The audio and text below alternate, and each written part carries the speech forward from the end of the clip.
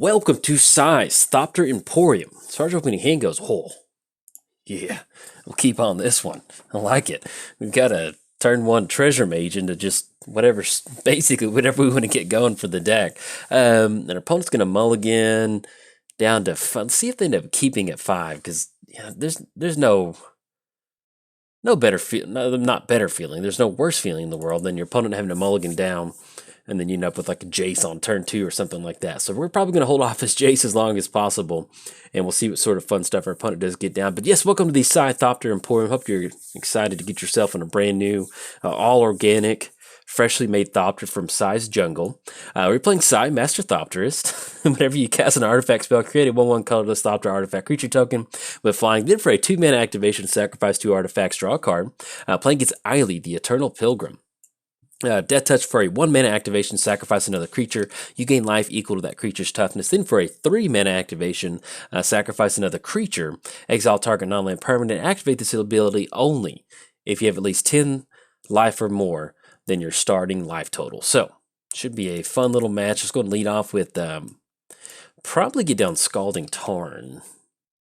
Yeah, but so long story short, my opponent and I, we played earlier, and they're a fan of the channel, friend of the channel. And so what I figured was, let's just not get off to like a crazy start. Let's just kind of just play out slow roll, not slow roll. But, well, actually, we can go Mana Crypt into favorable wins. I think that's not too bad. Yeah, let's do that. Well, yeah, let's go for Mana Crypt. I mean, we still got to play the hand that we've got. So let's get down Mana Crypt. Let's go for Scalding Tarn. And then be able to get down Island, get down favorable winds. And that'll really help us get these Thopters out there. So get down favorable winds. And then I've got love this art on here. It looks so good. Anything else past turn? We definitely could have played that differently. We could have gotten down turn 1 Sai. We could have gotten down a whole mess of things, could have gone into Worn Power Stone, but we're going to try to just kind of let our opponent develop some sort of board state, and then if not, then we'll just kind of go from there. So we did cover both commanders. Let's give a shout out to our sponsors, MTGOTraders. If you're in the market to play some commander, some standard, legacy, vintage, modern, whatever floats your boat, your magic boat, MTGOTraders is a great source for you to check out. Card prices on Magic Online are pretty cheap right now, and they're pretty stable too, so it's a great opportunity to get in there. $50 and you've got pretty much any core kit you need for any sort of commander decks. That's going to give you your shocks, your dual sources, some of your fetches. So, once you kind of get that initial mana base purchase, you're good to go. You can pretty much build whatever you want. And it's kind of why I play a lot of commander on Magic Online, because it's cheap and easy to build a ton of decks that way. So let's go and choose Tails on this Mana Crypt trigger. All right, lots of flips. It's going to put us down to 24. And yeah, let's get down Sai. Yeah, let's have some fun. So let's go for Sai. It's going to be 1/2 off of Mana Crypt. Now their opponent did search up their own Mana Crypt. I feel like a little bit better about that.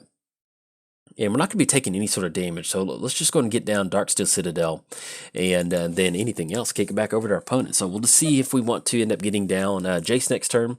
More than likely, we just want to get down some sort of creature on the battlefield. We do have favorable winds, which is really going to help us out in our Thopters. And so once we kind of get those Thopters going, and then we can kind of decide what we're going to grab with Treasure Mage. It is something that's 6 or more total mana.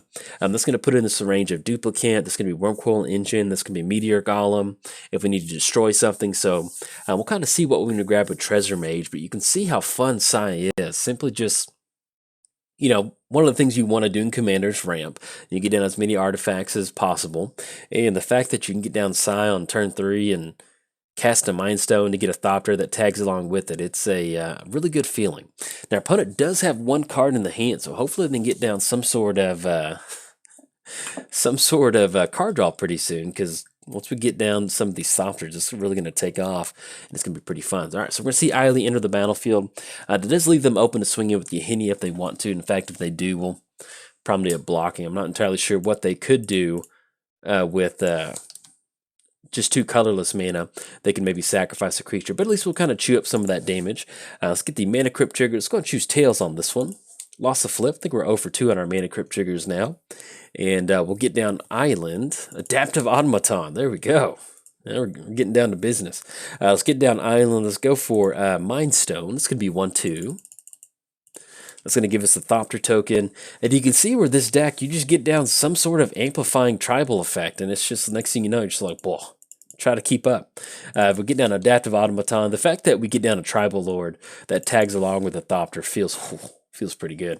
All right, so we're going to name Thopter with this Adaptive Automaton. Look at that. We've got some 3/3 flyers. All right, anything else? We're going to pass the turn to our opponent.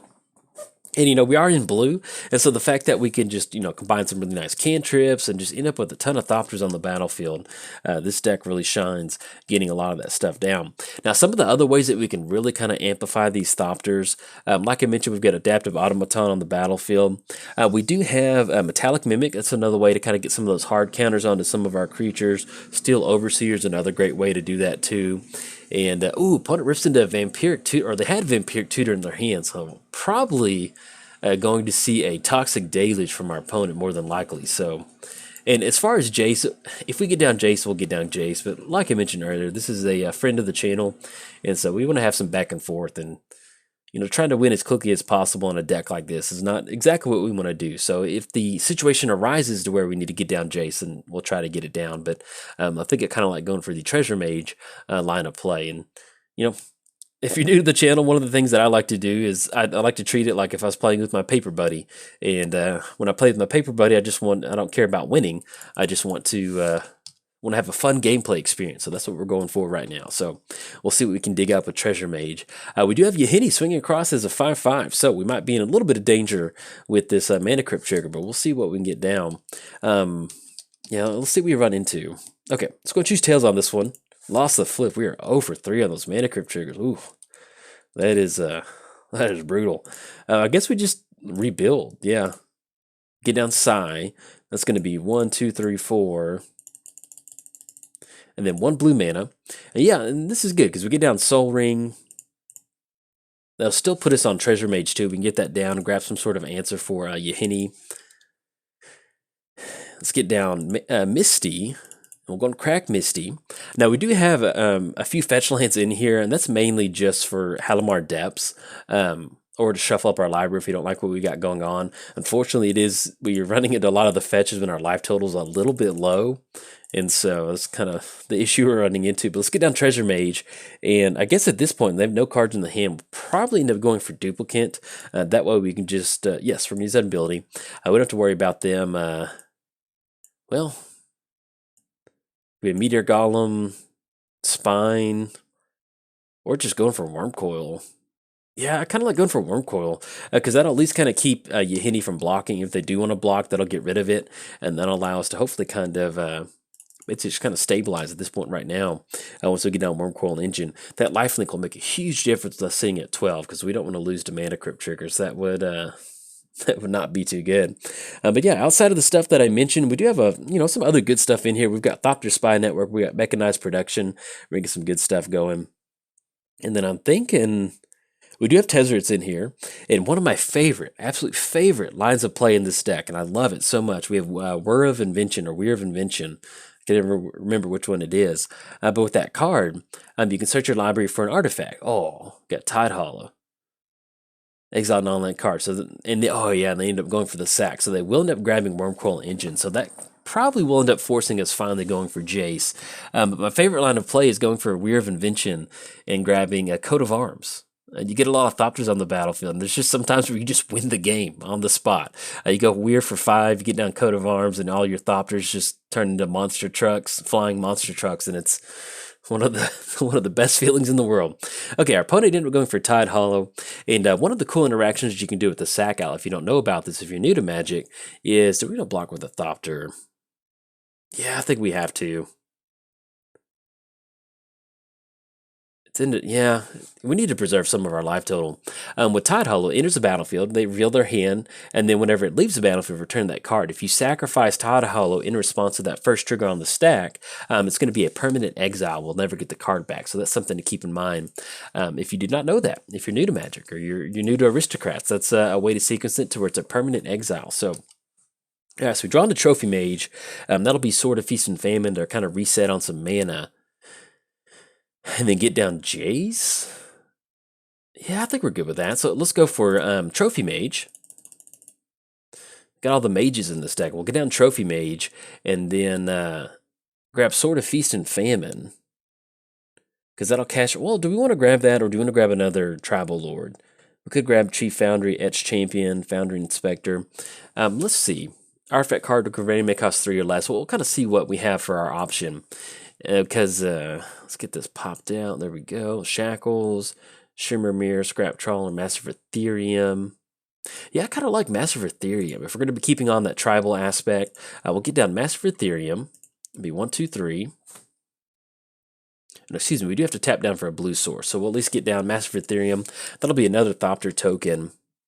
And then we can start swinging in. I think we'll still swing in with Psy and then Treasure Mage, and then worry about getting down Jace for next turn. There we go. All right, swinging in for 3. It's going to put them down to 20, and then we are off to the races. So hopefully they get a few more lands going. They get down some sort of, maybe some sort of card draw, or even another board wipe. If not, we've got Massive Ethereum swinging across next turn, and be able to get some pretty good damage. Now, if you're thinking about building Psy, you can build this deck super cheap. You know, you're looking at stuff like Trophy Mage, grabbing a Massive Ethereum. I'm not entirely sure how much Massive Ethereum is, but simply just, you know, Trophy Mage to grab Adaptive Automaton. I mean, there's just tons of overlapping synergy in this deck. There's just a lot of fun things to do. And let's see if they swing in. We do have a 6/6 that we can trade. Now, they can sacrifice Ayli to make it indestructible. And so that at least, if they end up doing that, that's enough for us to kind of throw a Thopter in front of that particular creature. But we'll see how they decide to swing in on this one. All right, so they are swinging with Yahini. Let's go Thopter token on Yahini. Actually, let's go Trophy Mage, because we have no use for Trophy Mage other than her crafting us a Massive Ethereum. And that'll be another +1 counter on Yahini. Okay, so we got the Mana Crypt trigger. Let's go and choose Tails on this one. Oh, man, we're 0 for 4 on those Mana Crypt triggers. That is absolutely brutal. Yeah, I guess we go Jace. We kind of need to go Jace because I don't want to lose the Mana Crypt triggers. So we get down Jace. Let's go for the Brainstorm ability. Yeah, because we want to get down an artifact. I think that'd be pretty good. Arch, Mox Opal. Okay, so we put Island on top, Island on top. We get down Mox Opal. That'll give us another blue source, and at the same time give us another Thopter token. Which reminds me, I picked up a couple Mox Opals for, and do we have the City's Blessing? We should have the City's Blessing. Yes, we have the City's Blessing. Okay, sorry.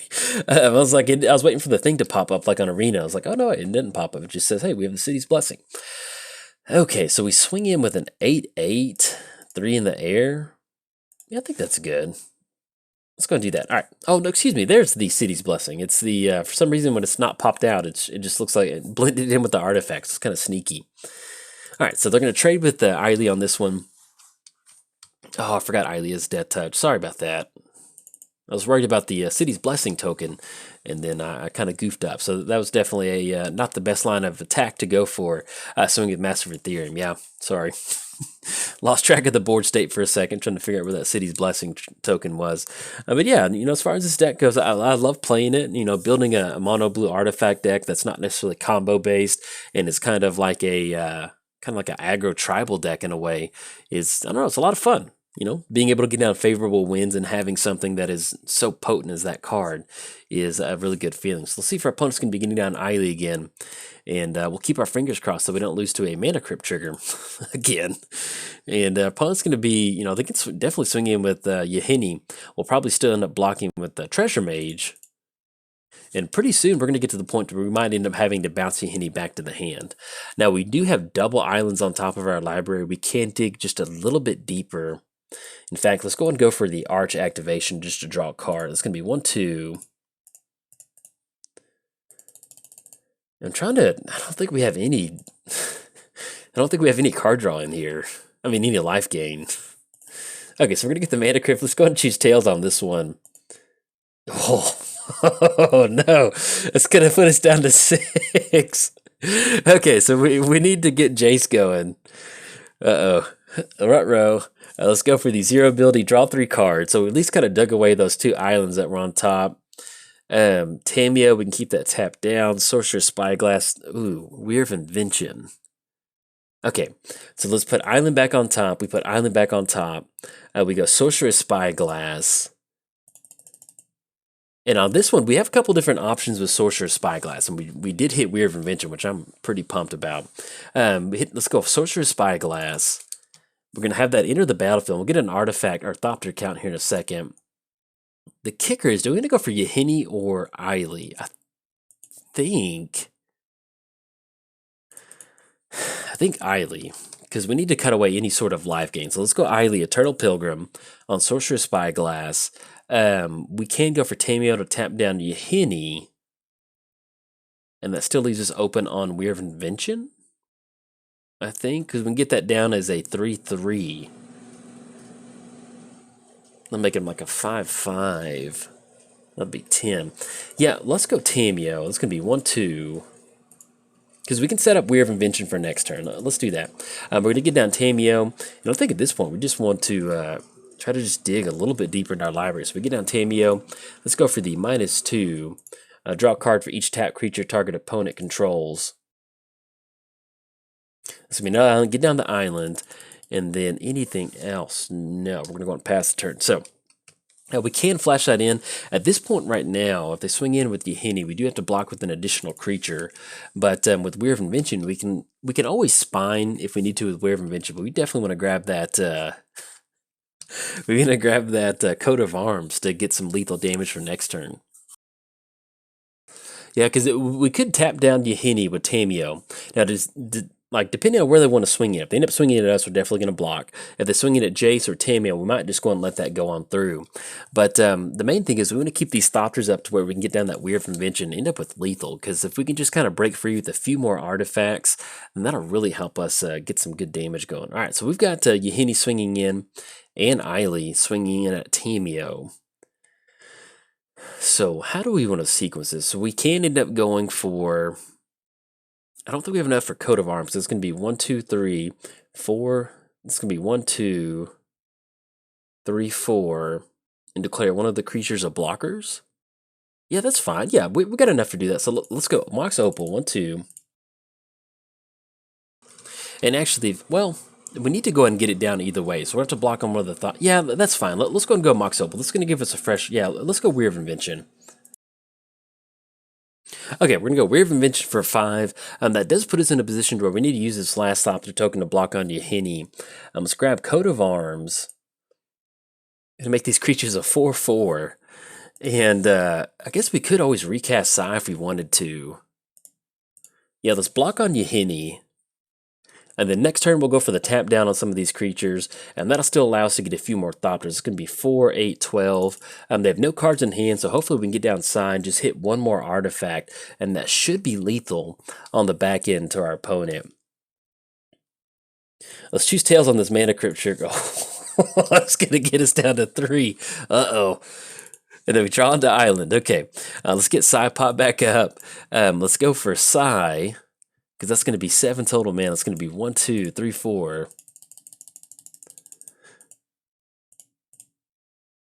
So we get down Sign. Let's go for the Jace activate ability, draw 3 cards.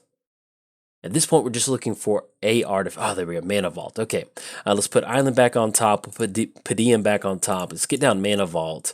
That'll give us one more artifact. That should be lethal Thopters. Oh, good game to our opponent. All right, I just now saw the chat. Our opponent said, "Go Mana Crypt." So we get down Mana Vault, and that'll be just enough for us to swing across. Look at that. It'd have been nice to flash in Weird Invention, but swinging in for 15 in the air, it's going to knock them down to -1. Good game to our opponent. Unfortunately, they did end mulligan down to 5, and they didn't get really a lot of card draw going.